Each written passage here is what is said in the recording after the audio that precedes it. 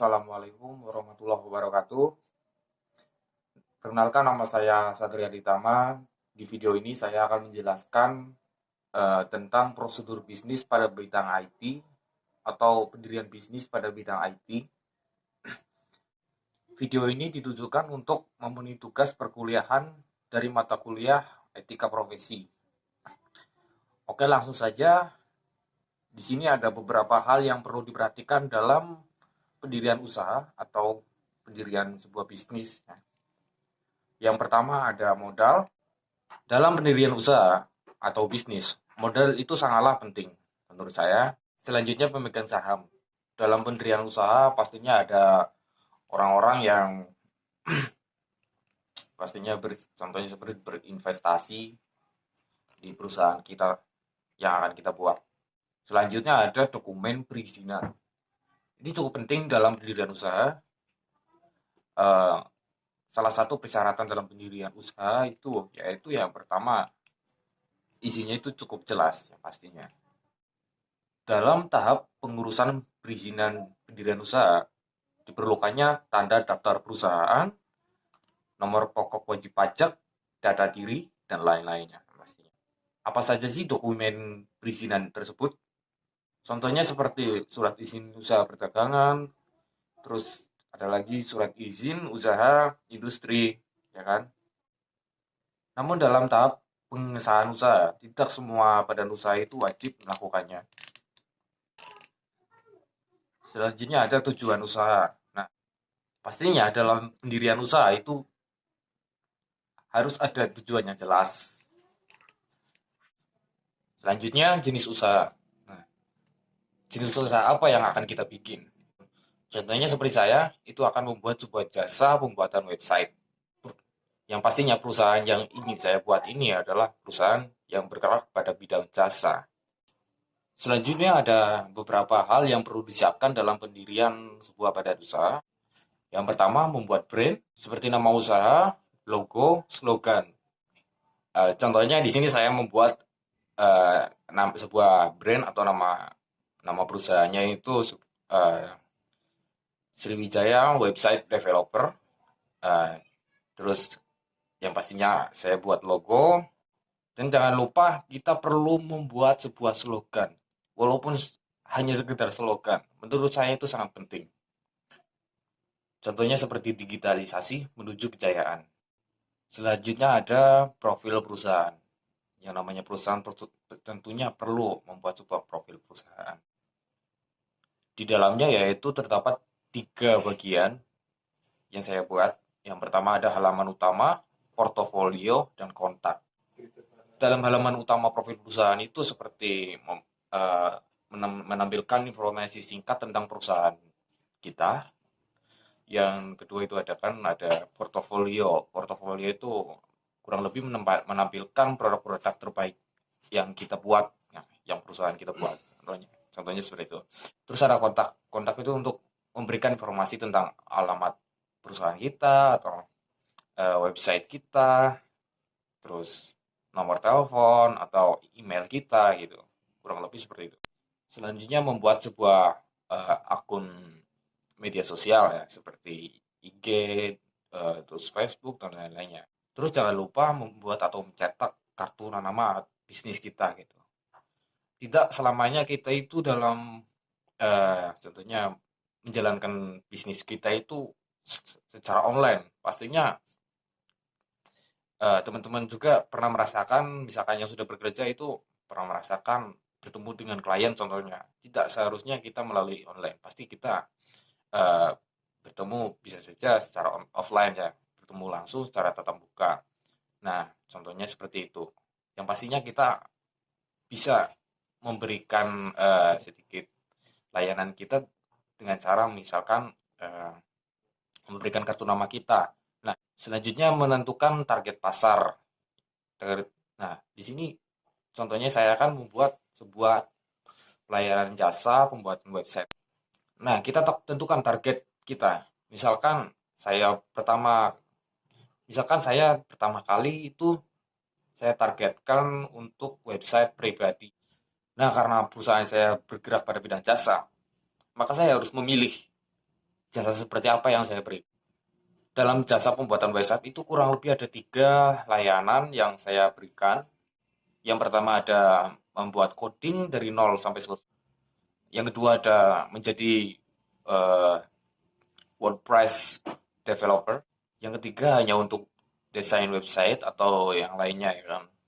Kurang lebih yang utamakan itu 3. Selanjutnya menetapkan harga. Oke, next. Di sini ada bagaimana cara untuk mendapatkan klien.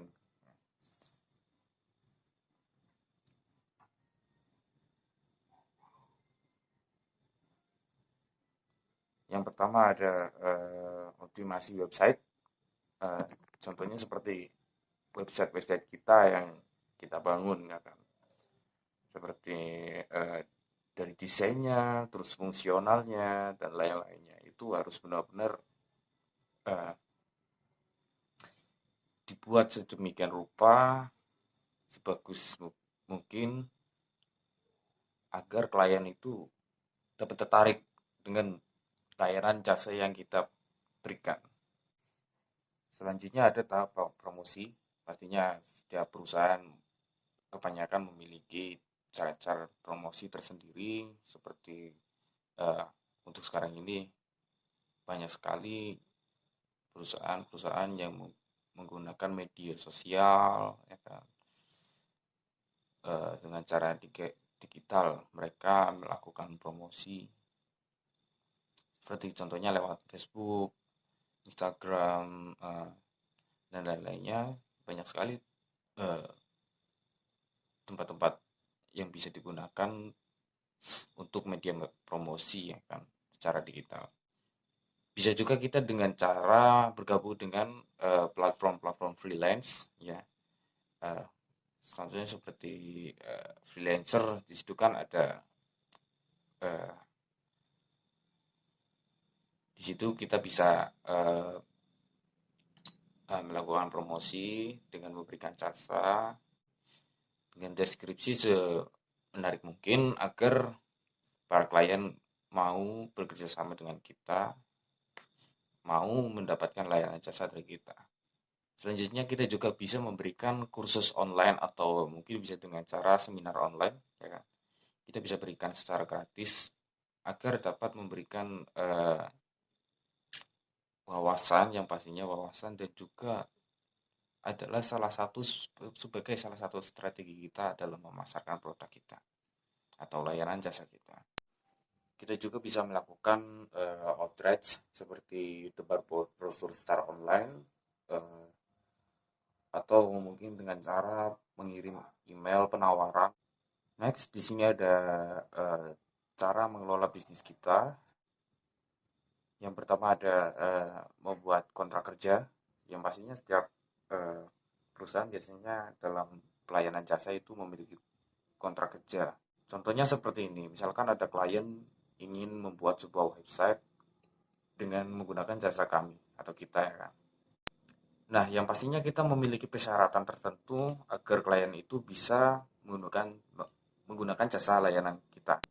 Atau mungkin klien kita mengajukan sedikit ketentuan kepada kita, ya kan. Contohnya seperti ini.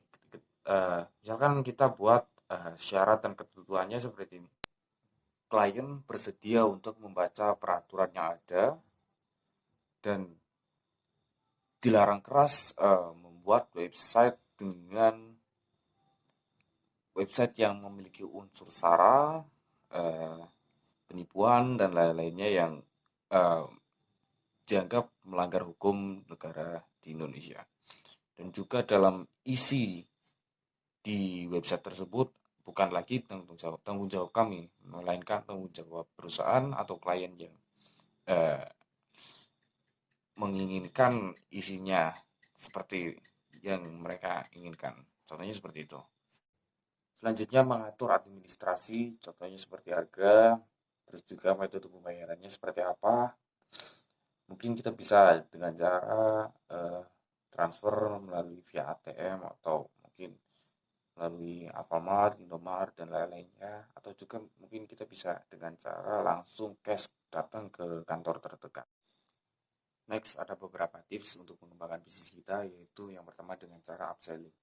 Upselling itu merupakan sebuah strategi bisnis untuk menjual produk kita dengan nilai manfaat lebih.